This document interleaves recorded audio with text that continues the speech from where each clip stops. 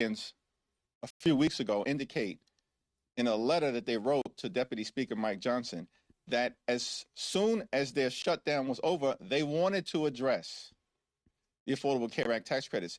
But now it's nothing but silence from these people because they're not serious about helping the American people, the hardworking American taxpayers that they purport to represent. This has become painfully obvious to the American people, which is why Republicans are getting wiped out electorally all across the country, as we saw last month. Literally in every single state in the union, destroyed up and down the ballot across the country. Statewide races to local races and everything in between. Because the American people are done with these people. They've been a disaster. They lied about fighting the low or the high cost of living. Instead, they've just jammed their extreme right-wing policies down the throats of the American people who are being hurt as a result. And, you know, our view about the situation, as we've repeatedly said, is that we're open to finding a bipartisan path forward. But the extremists continue to refuse to take yes for an answer. They had an opportunity, right, to accept a very reasonable proposal that Leader Schumer put on the table a few weeks ago, which was a straight one-year extension of the Affordable Care Act tax credits, and then a bipartisan commission to discuss improvements to the health care of the American people over a multi-year period of time. What was objectionable about that? Well, Republican extremists rejected it because they have no interest in doing anything to make life better for working class Americans, everyday Americans, and hardworking American taxpayers. And that's a shame. Thank you, Mr. Weaver. On the discharge petition, is it your expectation that all House Democrats will sign today? I believe 213 has members of the Congress. And following up on the about that channel conversation, is it your position that the fact that the subsidies expire in 30 days, the urgency that you say, you know, the moment it requires, is that enough for Republicans to sign on, or will it require some proactive conversations on the part of House Democrats to get them to break ranks with leadership and sign on to this effort? Well, there certainly haven't been any leadership conversations because Mike Johnson has zero interest in protecting the health care of the American people, and he's repeatedly made that clear. Now, in terms of whether there are conversations member to member between the House Democratic Caucus and members of the House Republican Conference, there certainly have been some informal conversations led by folks like Tom Suozzi, who has floated a 2-year proposal with some, you know, modest reforms that we'd have to take a look at. But there's no indication that even that proposal has support from House Republican leadership. These people have zero interest in making life better for everyday Americans. And they repeatedly make that clear. They're in the face of the American people about it. Meanwhile, you got Donald Trump issuing reckless pardons, destroying half of the White House, bailing out Argentina, posting erratically on Thanksgiving. Like, this guy can't even give us a break on Thanksgiving when we're with our families. And the American people have had enough of it. These people have gone way too far. They've broken every single promise that they've had. And so I guess we can always hope that there are a handful of Republicans who will actually do what they said that they would do once their shutdown ended, which is to work with Democrats to find a path forward. But that path right now is an extension of the Affordable Care Act tax credits. I think our discharge petition in record time is now up to about 212, 213. It is my expectation that we will have complete and total unity amongst House Democrats. Thanks. You just mentioned how Republicans are getting wiped out of expectation to lead you? And Seems to me that it's going to be an unexpectedly close election, a single-digit election. That's shocking. In deep red Tennessee, Mark Green's district. By the way, this is a district literally that Donald Trump just won by 22 points last November. This is not a district that anyone believes should be competitive. No rational person believes this district should be competitive. And yet, it's apparently very competitive. It's going to be a much closer than expected race. Republicans have already lost. The fact that they are spending millions of dollars to hold a seat that Donald Trump just won by 22 points is extraordinary, and more evidence that Republican extremists are completely and totally on the run because they have failed the American people. And it's Democrats who are making the case all over the country that we are actually the ones fighting to lower the high cost of living, fighting to fix our broken healthcare system, and fighting to clean up the type of corruption that has the American people disgusted. What I don't understand is that Republicans keep doubling and tripling down on their extremism, and it ain't working. They are losing all over the place. Donald Trump's approval rating in the most recent Gallup poll is 36%. 60% of the American people disapprove of this guy. He's a disaster. And now the president and Mike Johnson are holding a rally tonight in Mark Green's district that Trump just won by 22 points because they're scared to death about what could happen.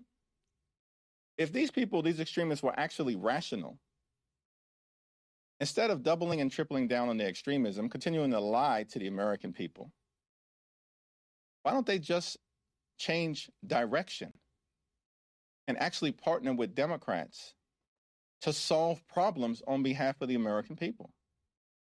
When the Congress convened at the start of the year, we made very clear we'll work with anyone, anytime, any place, new administration, other side of the aisle, to make life better for the American people. But Republicans have refused. They've gone down this my way or the highway approach. And we're not down with that because we're not going to go along to get along when their policies are hurting the American people.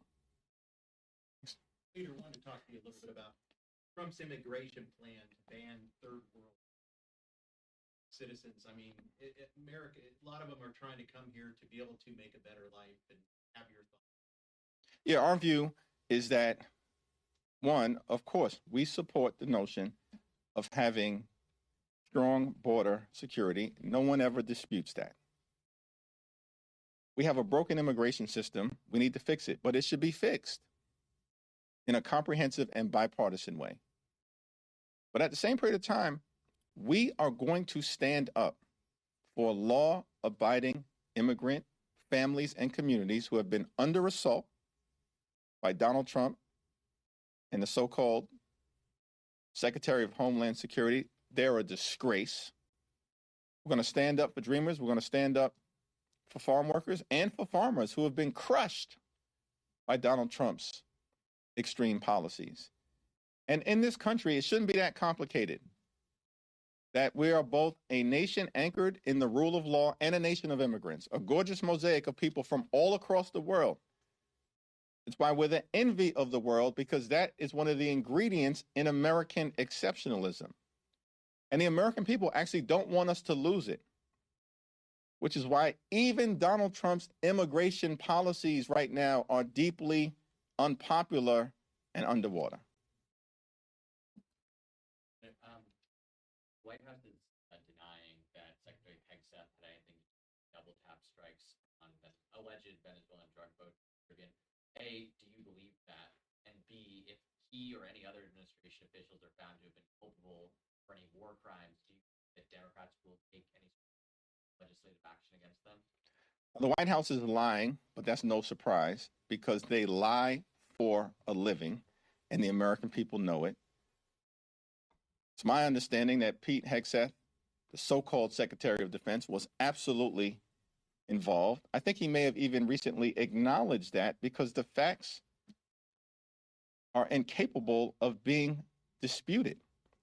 And so the question in front of us, and I believe there will be bipartisan investigations in both the House and in the Senate in order to determine whether war crimes were committed and either U.S. law or international law or both were violated. It's already been crystal clear that Pete Hegseth is the most unqualified Secretary of Defense in American history. I called for him to be terminated months ago when the Signalgate scandal first broke out. Everybody on Capitol Hill knows he should have never been confirmed. It's a shame.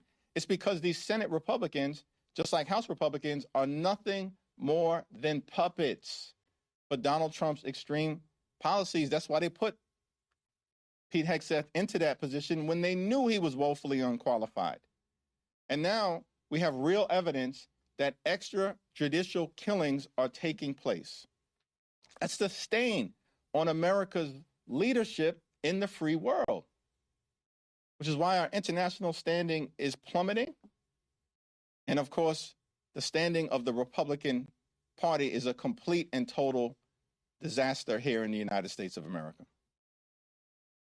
Thank you, Leader Jeffries. Following up on immigration, one of the more controversial policies President Trump announced in recent days is his intent to potentially strip citizenship away from anybody he feels isn't a benefit to the United States. I'm just curious, what's your reaction to that? That was an unhinged statement by Donald Trump. He knows he doesn't have the capacity to strip citizenship away. He's behaving like a wannabe king, and the American people are rejecting that. Thanks. It was your last press conference you made mention of ethics. You support the Chip Roy bipartisan. Have any evidence actually make it? Yeah, it's not clear to me that the legislation introduced by Chip Roy is actually going to make it out of the Republican-run committee, yet alone on the House floor, because Mike Johnson and Steve Scalise and Republicans oppose the legislation. These people have zero interest in cleaning up the corruption that is benefiting members of their party in real time. We know that's the case because Donald Trump and his administration is the most corrupt administration in American history. It's not even close. Richard Nixon is way down in the distance. It's wild, the corruption that we're seeing in real time. And we don't hear a peep from Mike Johnson, Steve Scalise, or any of them about the corruption that's taking place in the administration, in the Supreme Court, or in the Congress. House Democrats have made clear we overwhelmingly support a ban on congressional stock trading. And as soon as we can bring a bipartisan bill to the floor, and that may have to wait until we take the gavels back after November of 2026, we plan to do it. Thanks. Kevin?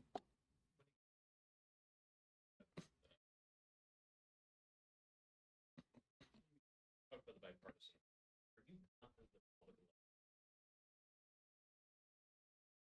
and what extent, given the nature and that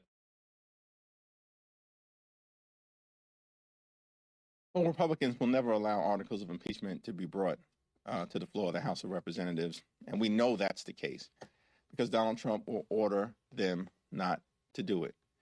So what's on the table is a meaningful investigation, which we can hope would be bipartisan. I have full and complete trust in Adam Smith, the once and future chairman of the House Armed Services Committee. I can't speak to whether I've got any confidence as to what Republicans will do on the other side of the aisle.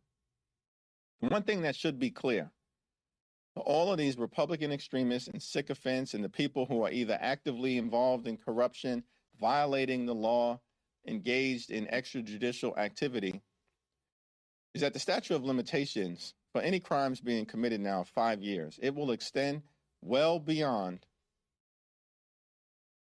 the end of the Trump administration. Thank you all.